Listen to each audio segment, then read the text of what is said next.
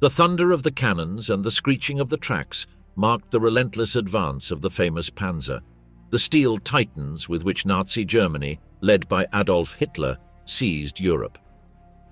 To fulfill his vision, German engineers worked tirelessly to create ever more lethal machines. Thus, the Panzer III and IV were born, the pillars of the Blitzkrieg, and later, the colossal Tiger and Panther, equipped with high-caliber guns and nearly impenetrable armor. The pinnacle of German armored strength was seen at Kursk, the largest tank battle in history, and the Third Reich's last attempt to regain the initiative on the Eastern Front.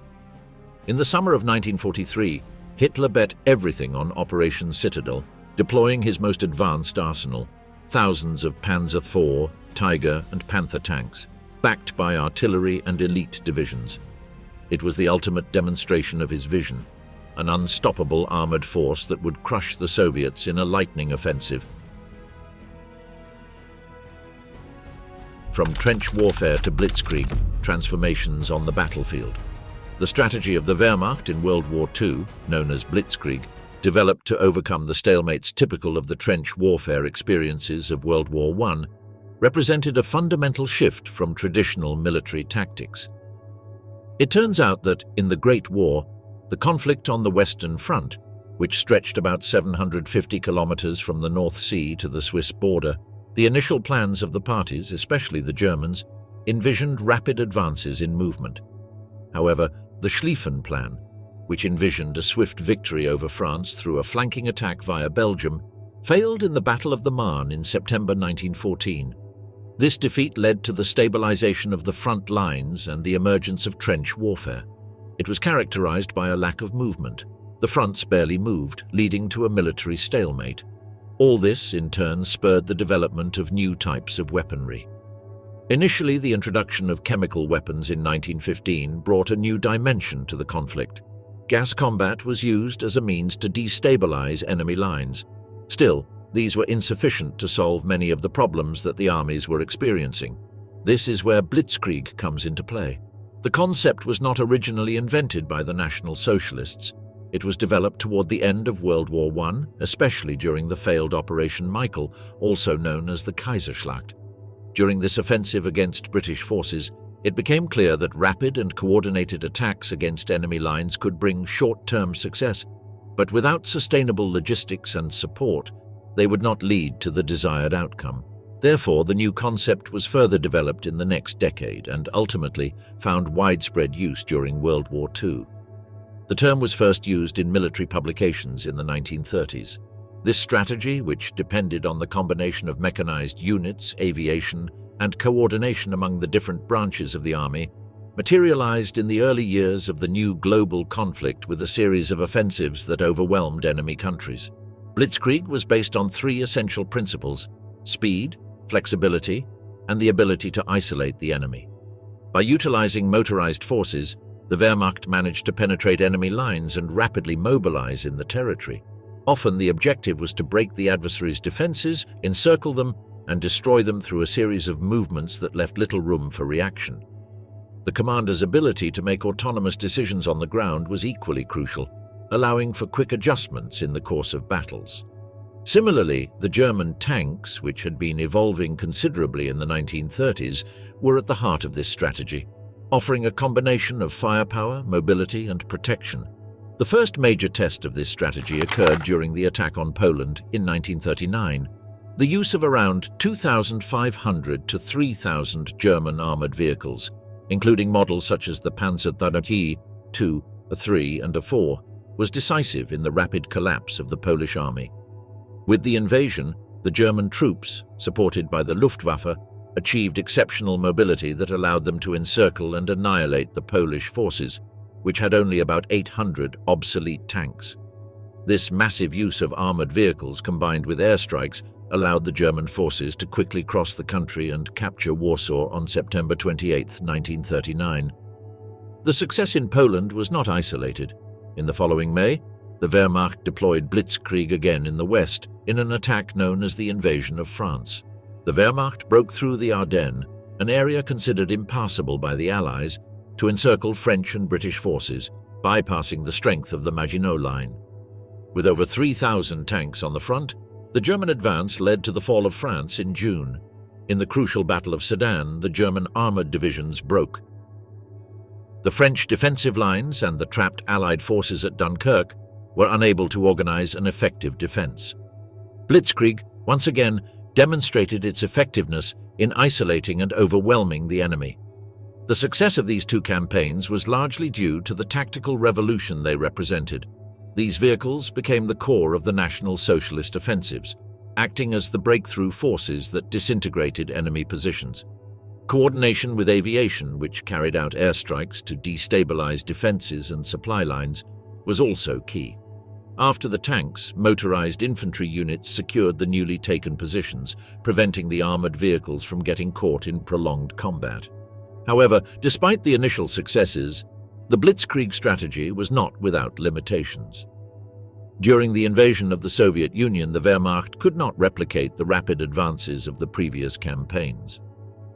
Initiated on June 22, 1941, the Wehrmacht concentrated most of its armoured strength in 3 army groups, each with the objective of making deep advances into key Soviet territories: Leningrad, Moscow, and Ukraine.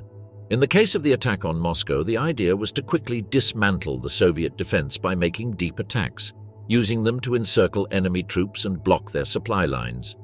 The Panzer III and the Panzer IV were the main tanks, with the latter playing a crucial role in the German offensives due to its greater firepower and armour. Yet, the vast expanse of Soviet territory, the harsh climatic conditions, and the fierce resistance from Russian troops contributed to the failure of the tactic. Despite initial efforts, the attack on the Soviet Union stalled, demonstrating that the Blitzkrieg strategy was more effective when facing less prepared armies and in more favorable terrain. Another challenge was the scarcity of resources. The focus on mechanized warfare required logistics and continuous supply lines that the German economy could not sustain in the long run. The inability to maintain a prolonged conflict under the conditions imposed by Blitzkrieg became evident when the Wehrmacht found itself in a longer and more exhausting struggle than its commanders had anticipated. In addition to the tactical and logistical challenges, the deployment of armored vehicles on the battlefield altered the psychology of the fighting forces. During World War I, the use of these armored vehicles had already made a significant psychological impact. For the German soldiers, they represented a new and rapid form of combat that was highly lethal. Now, for the enemies, particularly Polish, French, and British soldiers, their presence generated fear and disorientation, but also a desire to replicate and surpass the Third Reich in their manufacturing and lethality. The sense of helplessness when facing mobile and heavily armed forces not only affected morale, but also undermined the enemy's ability to respond. On the other hand, the successful use of these vehicles in the early years of hostilities boosted the morale of the soldiers, who felt invincible using such powerful military machinery. However, over time, some soldiers began to desensitize themselves to the power of the tanks, while others faced constant psychological stress due to the continuous advances and retreats on the Eastern Front. The intervention of the United States in 1941, following the attack on Pearl Harbor, also changed the course of the war. The supply of resources and military equipment to the Allied forces and the direct entry of American troops into the conflict provided a significant boost. The combination of these factors allowed the Allies to finally counter the Blitzkrieg tactics and take the offensive. The legacy of the Panzer, analysis of the first models in the Wehrmacht. The evolution of the first models of the Third Reich, particularly the Panzer I, II, III, and IV, represented a crucial milestone in the development of the Wehrmacht during World War II. The Panzerkampfwagen I, simply known as the Panzer I, developed in 1934, was the first German tank produced in mass after World War I. It was a light model designed primarily as a training vehicle, due to the military restrictions imposed by the Treaty of Versailles, which prohibited Germany from developing heavy tanks. Therefore, in order to gain experience in operating armored vehicles, the Panzer I was designed as a light vehicle. It was first presented to the public in September of the following year at the Nazi Party rally in Nuremberg. Equipped with 2 MG-13 machine guns, its armor was extremely thin, ranging from just 10 to 15 millimeters of protection, making it vulnerable to almost any form of heavy weaponry. It was primarily protected against infantry weapons. Its advantages included its rapid production and ease of handling. It was relatively inexpensive to manufacture and could be assembled quickly in large quantities. This allowed the Wehrmacht to create large units of them at an early stage and gain initial experience in operations. However, its disadvantages were considerable. Apart from its thin armor, it was vulnerable even to light weapons. Its armament was inadequate for fighting against similar vehicles, severely limiting its role in combat. With the introduction of better armored and more heavily armed tank models, it became increasingly obsolete. By 1941, it was largely out of active service and used for training or other support tasks. A year later, the Panzer II, or Panzerkampfwagen II, was introduced. It was also designed as a light vehicle, a temporary solution while more powerful models were being developed. It had a length of 4.7 meters and a width of 2.2 meters. Its armor was relatively thin, ranging from 15 to 30 millimeters. The main armament consisted of a 2-centimeter Kampfwagenkanone 32 and MG-13 machine guns. This armament was designed to fight infantry and lightly armored vehicles, but was inadequate against more powerful models, which is why it was mainly used for reconnaissance missions. At the start of World War II, the Panzer II was the most widely used model in German armored divisions. A total of about 1,900 units were produced until 1942. 2 years later, the production of the tank ceased, though its remains continued to be used for various support functions. In fact, a special use saw 50 old units made available to tank escort batteries for close protection of assault artillery brigades. They were in use from May to November, but ultimately failed at that time due to mechanical problems and enemy fire. The Panzer II was the model most affected by the fighting in Poland and France, and in reality, its advantages and disadvantages were not much different from those of its predecessor. Its successor, the Panzer III, a medium model designed as the main battle equipment of the Wehrmacht, was introduced in 1937. It represented a significant step forward with its 37mm gun and was intended to be the primary battle tank. It had a length of about 5.4 meters, a width of 2.9 meters, and a height of 2.5 meters. The original armament consisted of a 3.7-centimeter gun, but over time, improved versions of this model incorporated guns up to 5 centimeters to cope with increasing enemy threats. This gun was powerful for its time, but as the conflict progressed, it proved inadequate against more powerful enemies, such as the Soviet T-34.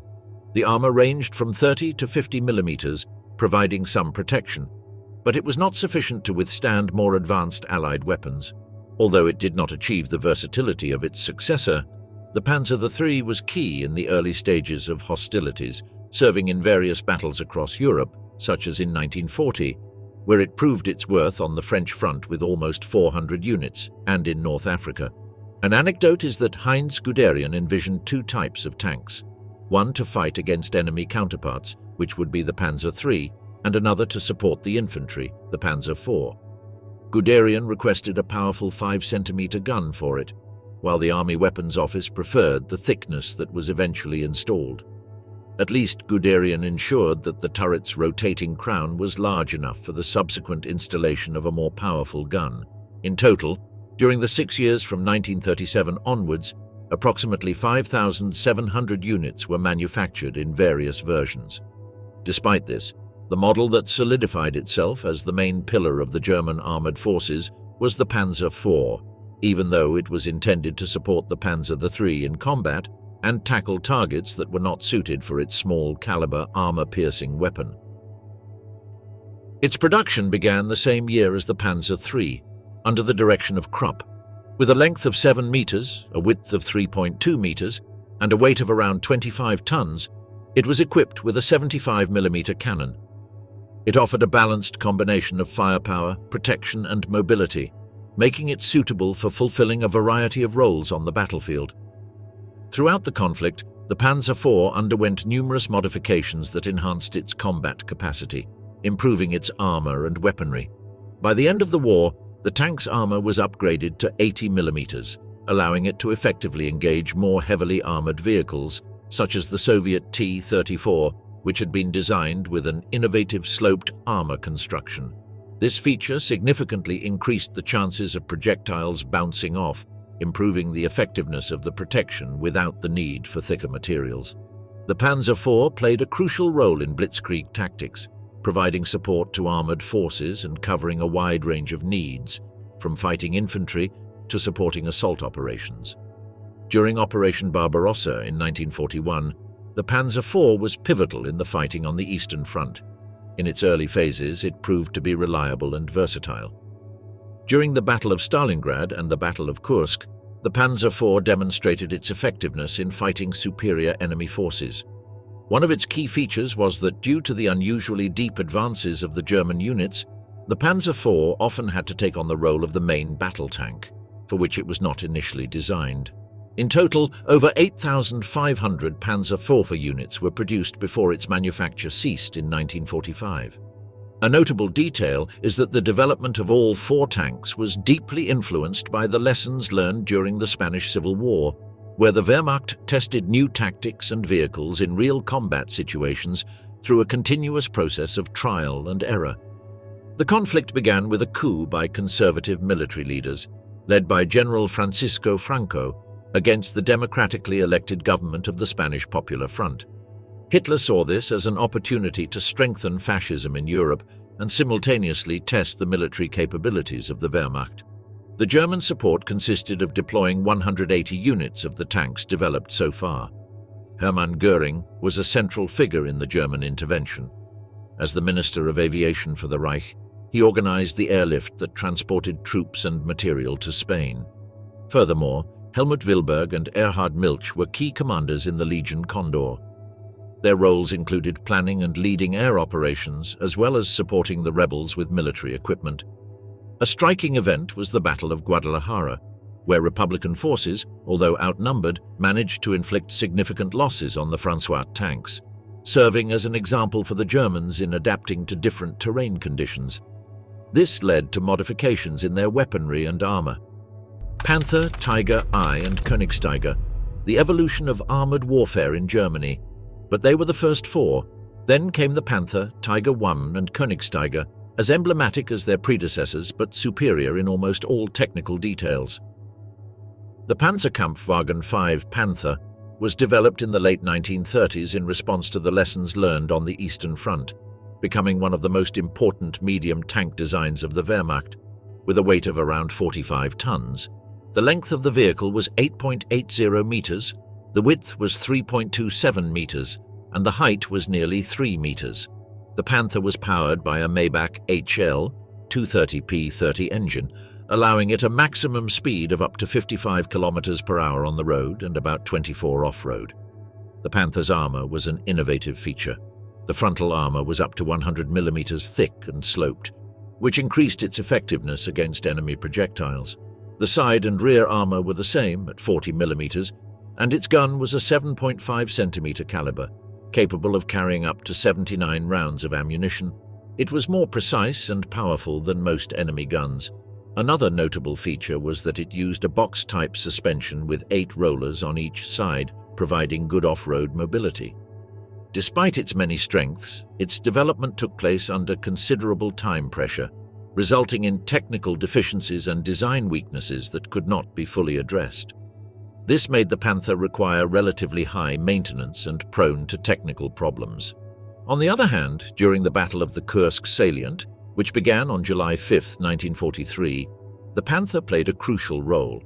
200 units of this type from the 51st and 52nd Panzer Divisions were integrated into the offensive of the Panzergrenadier Division Großdeutschland. These units were grouped under the supreme command of the 4th Panzer Army. At the start, significant technical problems occurred. During the unloading of the vehicles before the attack, 2 Panthers were completely burned out due to a fire in the engine. During the first combat operations, it became evident that the crews were poorly trained and that the vehicles had not been sufficiently tested. A few days after their deployment, only 10 Panthers remained operational. In total, 56 Panthers were completely destroyed, and the failure rate was the highest of all the German tank types used. Despite this, these units achieved significant destruction rates. Their Soviet counterparts often could not effectively counter the Panther, which increased its impact on the battlefield. Secondly, the history of the Panzerkampfwagen 6 Tiger und dates back to 1941, although its foundations were established in the previous decade.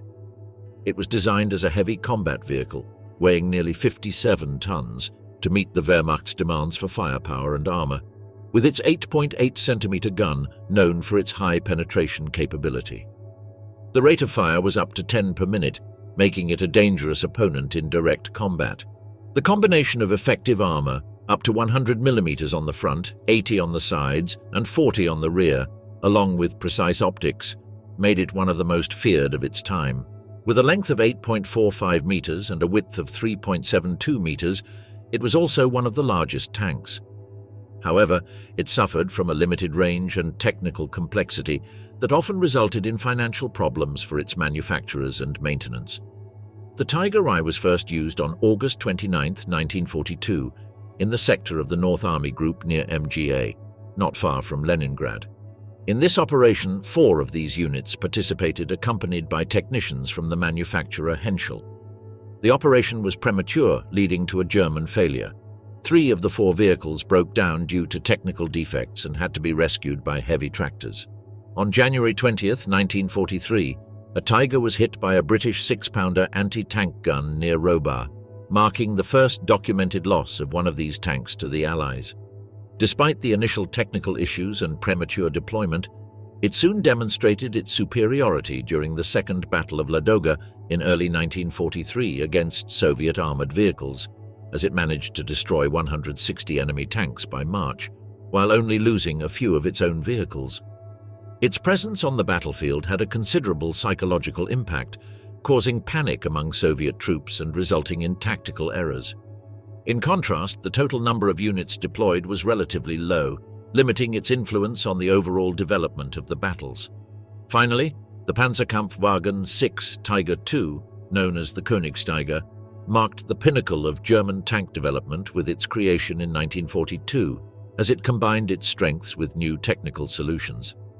It had a combat weight of around 69.7 tons, a length of 10.28 meters, a width of 3.75 meters, and a height just over 3 meters. A standout feature of the Königstiger was its armor.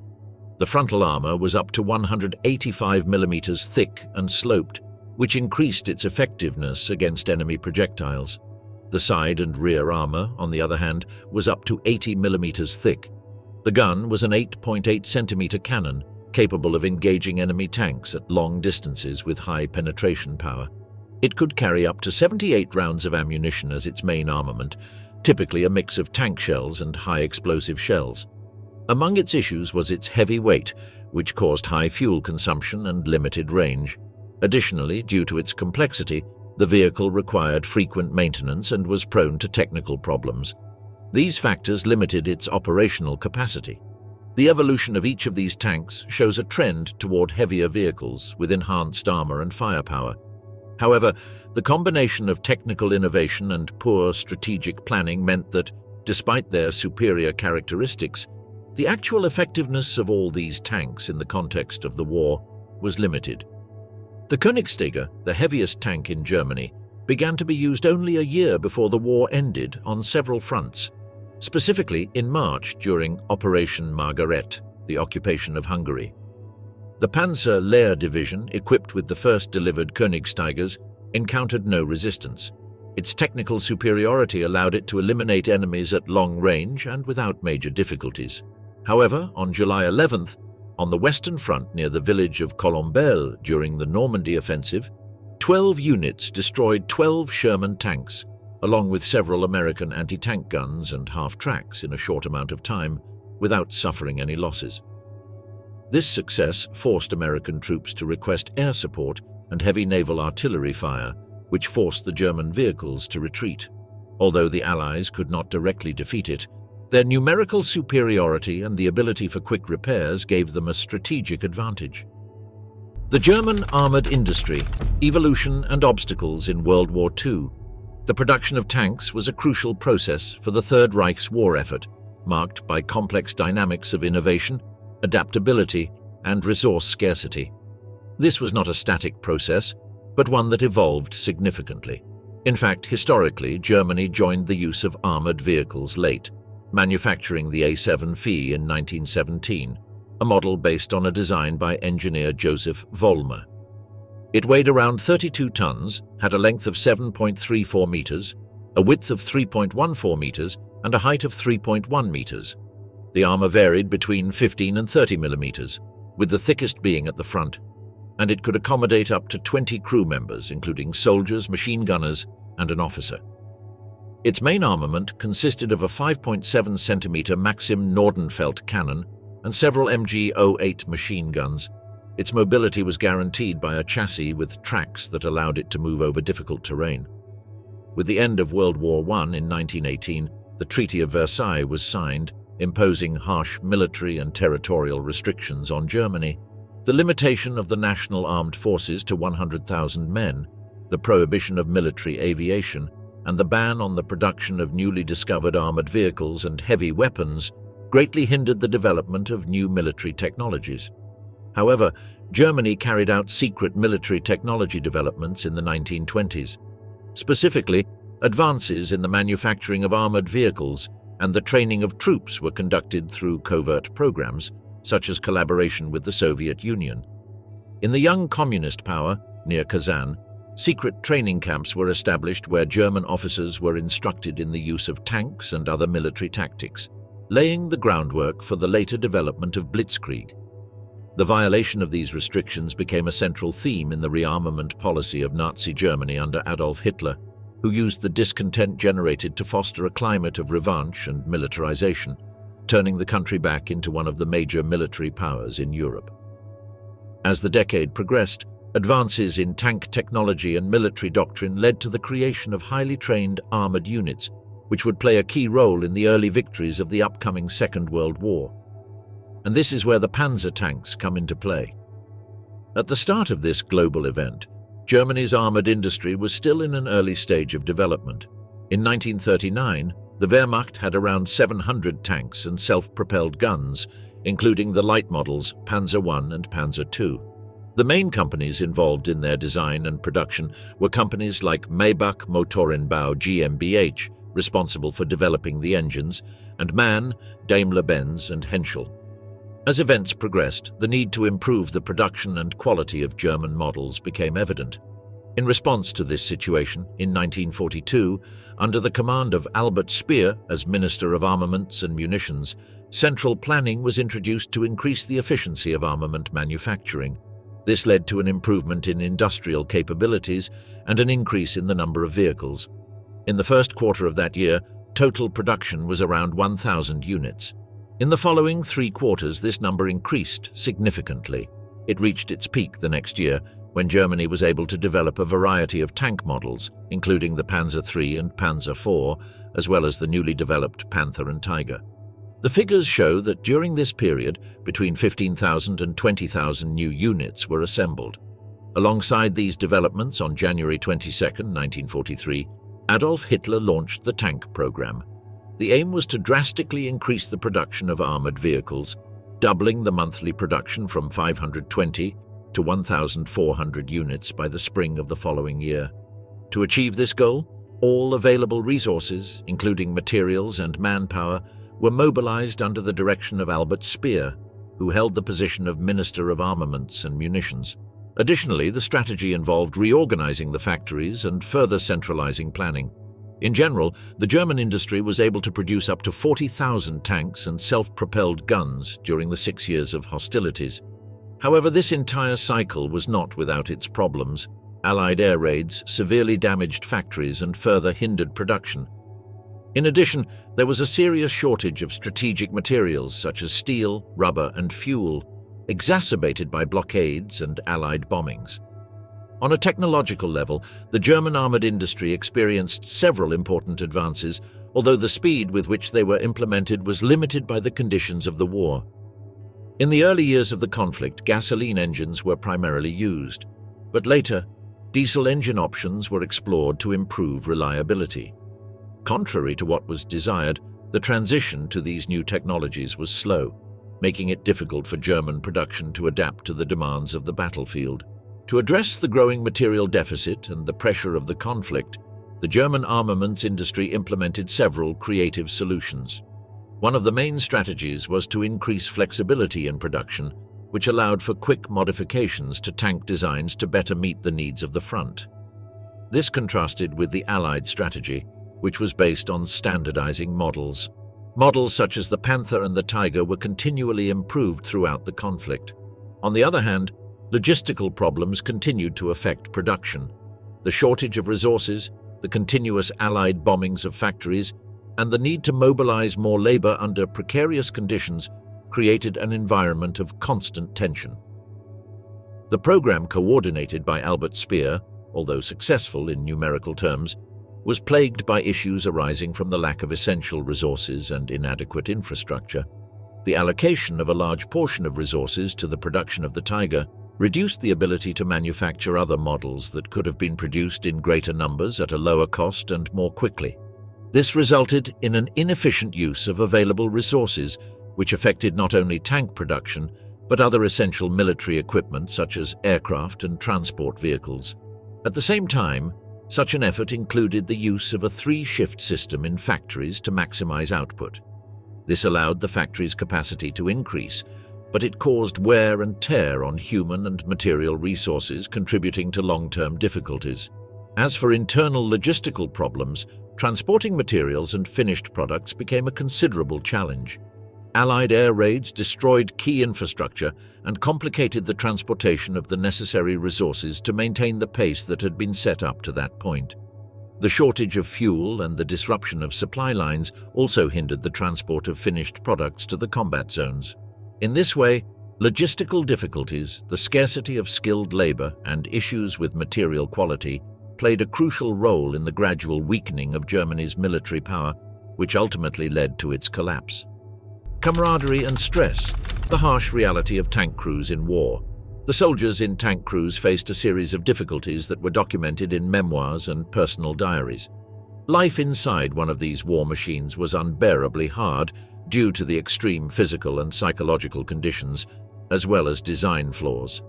The temperatures inside the vehicles reached 80 degrees Celsius, and in addition to the lack of space and the constant threat of being attacked, an unbearable, tense, and stress-laden environment was created. The vehicles were often overcrowded, severely limiting movement space. Moreover, the noise level was overwhelming, as engines, weapons, and explosions created a constant acoustic burden. Many of these vehicles, prone to breaking down due to defects in their engines or suspension systems, suffered frequent mechanical failures, increasing the sense of insecurity among the crews. At any time when a failure occurred, it was an inconvenience, but their greatest fear was that the tank would stop working right in the middle of combat. This was the case during the Battle of Kursk in 1943. Insufficiently tested models were sent into battle, resulting in significant human and material losses. Despite the harsh conditions, camaraderie and mutual support among the crew members were among the aspects that helped soldiers endure the difficult circumstances and maintain morale. Many diaries recount moments of humor that, despite the gravity of the situation, helped alleviate the tension. Additionally, although these actions were not officially encouraged and were contrary to the political objectives of the regime, there were reports of humanitarian gestures from the soldiers during the unfolding events. In some cases, German soldiers helped civilians in occupied areas or provided them with food. However, other accounts reflect the opposite: tensions that arose within the crews due to the lack of space and the psychological strain of constant engagements. Soldiers were permanently exposed to danger, and decisions made by commanders, which were sometimes perceived as risky or nonsensical, heightened the sense of internal mistrust. As for the tanks themselves, they were viewed in an ambiguous way by the soldiers. On the one hand, they represented the military power of the Nazi regime and were an indispensable work tool.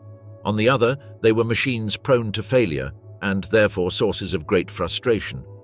Crew members often developed an almost personal relationship with their vehicles, dedicating time to their maintenance and repair when not in the battlefield. For them, the state of their tank could be a matter of life or death. The Allies' new anti-tank weapons, such as the Panzerfaust and bazooka, made their vehicles increasingly vulnerable. Stories of technical adaptations are also common. The crews, facing continuous wear and damage, improvised modifications to their armored vehicles. For example, additional layers of armor were added using sandbags, tree trunks, or any available materials to reinforce protection against enemy fire. Another crucial aspect was the improvement of firepower. Some crews made significant modifications to include more weaponry or to reinforce existing ones. Technically, adjustments were also made to improve mobility on difficult terrains. Modifications to engines and suspensions allowed crews to better adapt to various combat environments, from muddy fields to rocky and mountainous terrain, making them more effective in offensive and retreat actions, which were often unpredictable. Similarly, the crews faced the constant threat of fatigue. The long hours of service inside the tank, combined with the tensions of combat, led many soldiers to develop psychological disorders. Claustrophobia, the constant fear of death, and the discomfort of the vehicle made it even harder for the soldiers to concentrate on combat, leading to moments of panic when they were hit by enemy fire or when the vehicles were immobilized. These moments of terror, however, were countered by the feeling of relief and euphoria when they managed to escape unharmed from extreme situations or inflicted damage on their attackers. The tanks of the Third Reich were, in many ways, a mixture of ingenuity and flaws. Although they had powerful guns and advanced armor features, the reality of the battlefield revealed the vulnerability of even the most advanced models. Innovation on the battlefield. How the Allies countered the threat of German armor. All of this has been viewed from the German perspective, but the constant threat posed by their mere presence forced the Allies to develop technological and tactical responses that could change the course of the conflict. The Allied powers, particularly the Soviet Union, the United States, and the United Kingdom, faced the initial superiority of German armored vehicles, but quickly adapted their strategies and vehicle designs to counter them.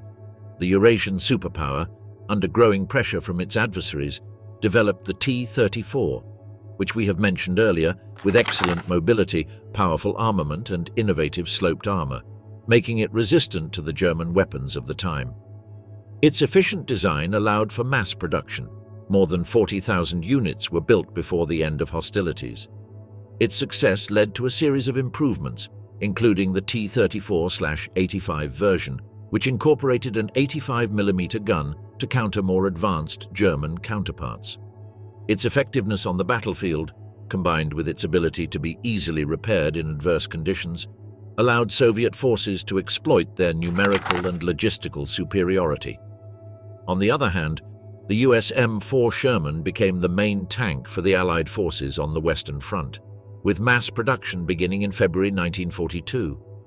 It replaced the M3 Lee Grant, and although it did not have the heavy armor or armament of the German tanks, its simpler design facilitated mass production. An important feature was its vertically stabilized gun, which allowed for more precise shooting. Over 49,000 Shermans were manufactured during the war, enabling the Allies to maintain constant pressure on the Axis forces. The Sherman was also modified to perform various functions on the battlefield, such as the Sherman Crab model, equipped with a mine-clearing system, which proved essential in landing operations like D-Day in Normandy. Another notable modification was the Sherman Firefly, which was equipped with a more powerful 17-pounder anti-tank gun to counter the German tanks. Despite these efforts, all these versions were inferior in a direct comparison to the heavy German Tiger and Panther models. Their advantages were their high production rate and ease of repair, allowing the Allies to compensate for losses. The British developed the medium Cromwell model to counter the heavier tanks of the Third Reich, starting its production in 1942, and it was designed for mobility and speed. It had a main armament of 75mm mounted on a modern chassis. It brought several innovations. It was one of the first British tanks to feature a fully welded chassis, which simplified manufacturing and increased structural integrity. Similarly, it had improved suspension, allowing for better off-road capability.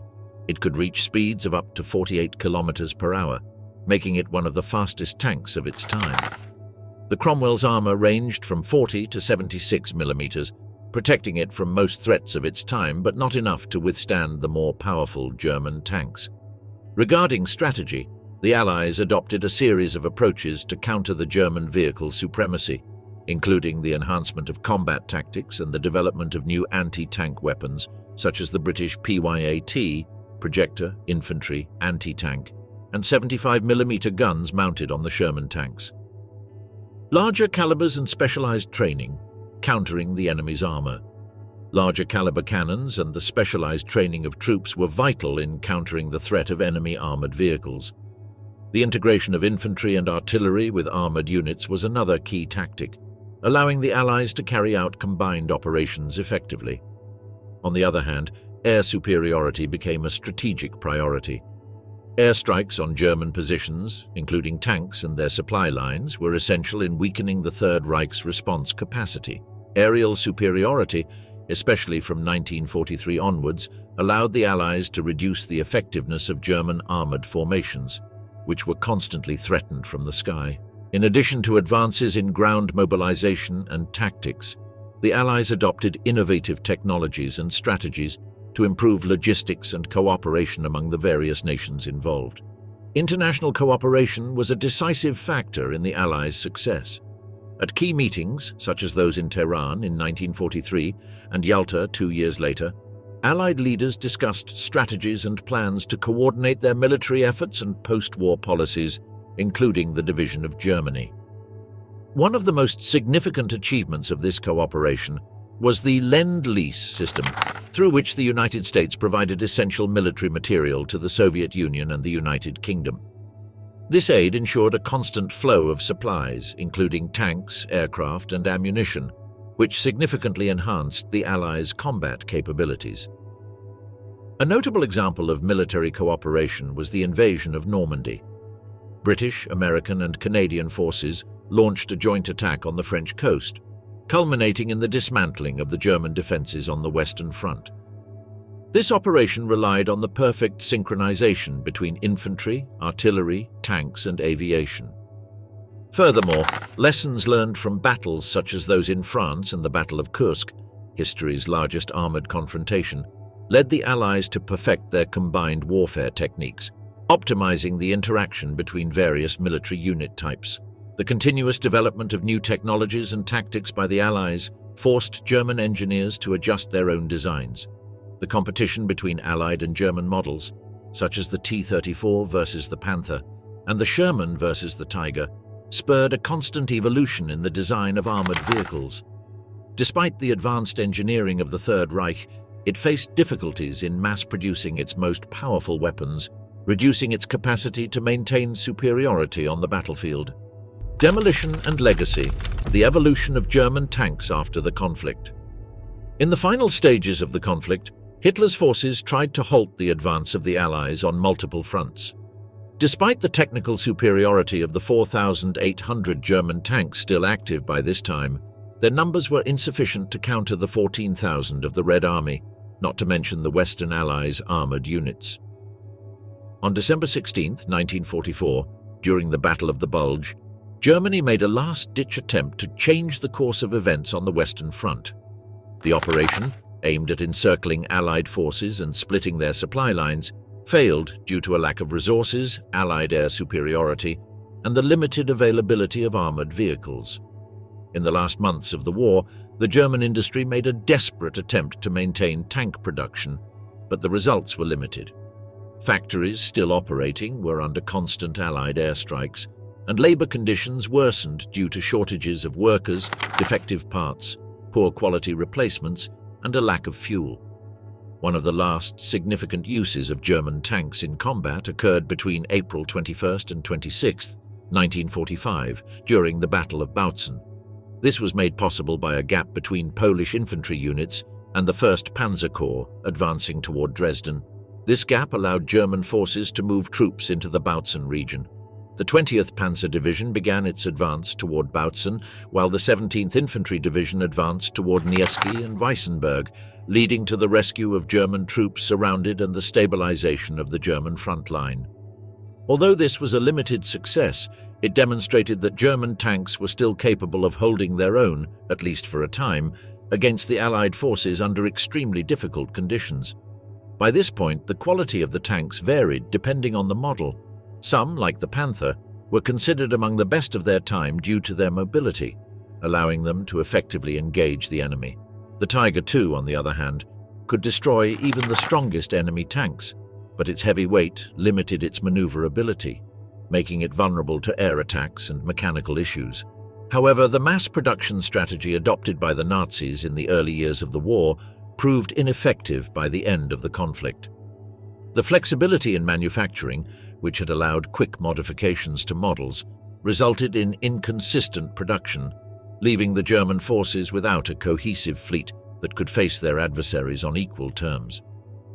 With Germany's surrender, the country underwent a process of industrial dismantling, driven by the occupation policies of the Allied powers, preventing it from initiating another war.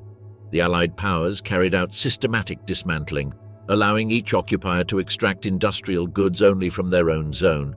The Soviet Union showed particular interest in obtaining extensive compensation, receiving 10% of the goods dismantled from other zones.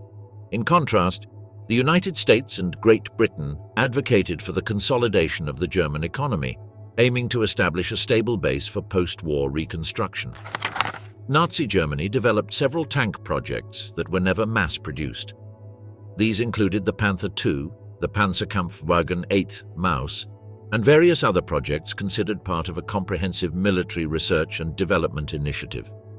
The Panther II began development in 1942 when it became clear that the existing Panther might not be sufficiently armored to withstand Soviet and newer models. It was planned to receive reinforced frontal armor of 100 mm and side armor of 60 mm, a significant improvement over the original Panther, which had 40 mm.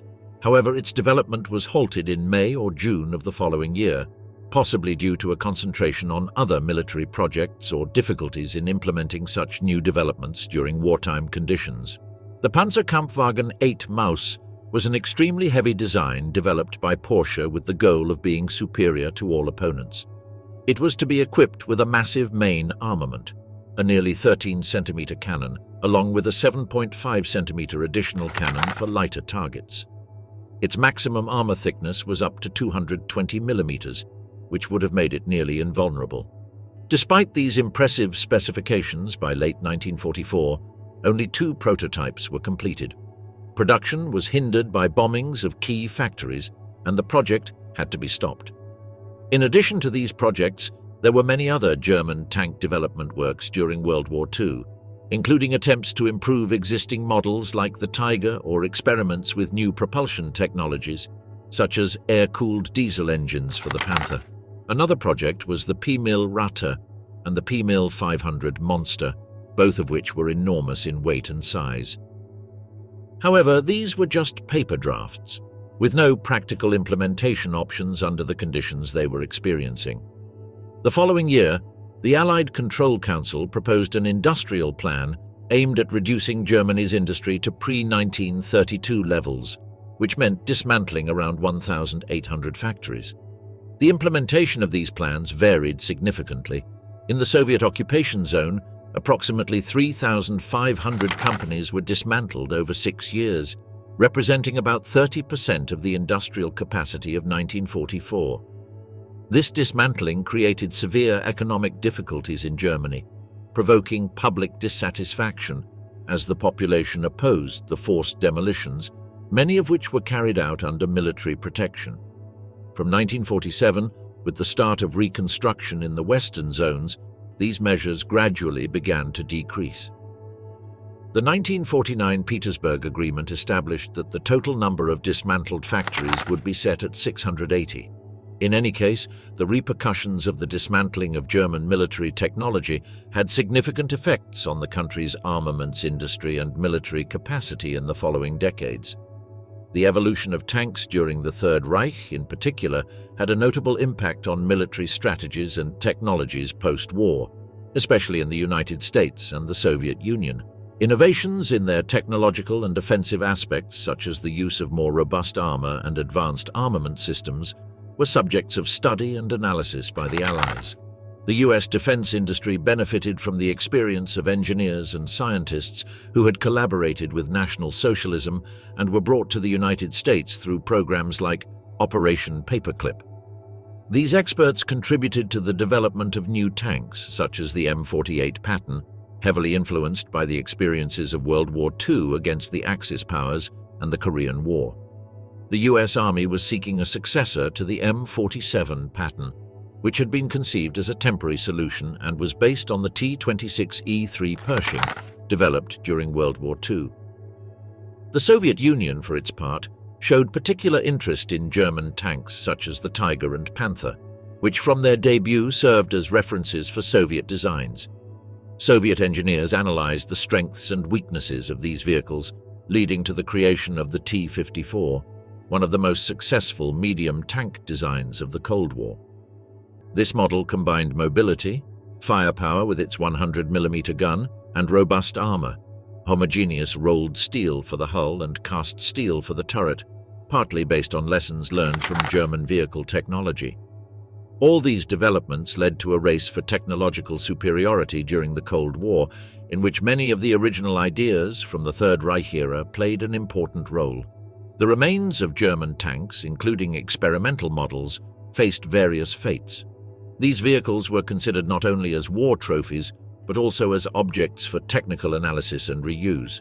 Many were destroyed during the final days of the conflict or shortly thereafter, and others were lost in combat or became inoperable due to lack of fuel or maintenance. Some surviving armored vehicles were captured and displayed in museums or as monuments. One notable example is the Maus prototype, which was captured by the Soviets and is now housed in the Kubinka Tank Museum near Moscow. In addition to state museums, there are private collections specializing in historical military vehicles. In many countries, enthusiasts work to restore and preserve original equipment, contributing to the conservation of the legacy and fostering public interest in military history.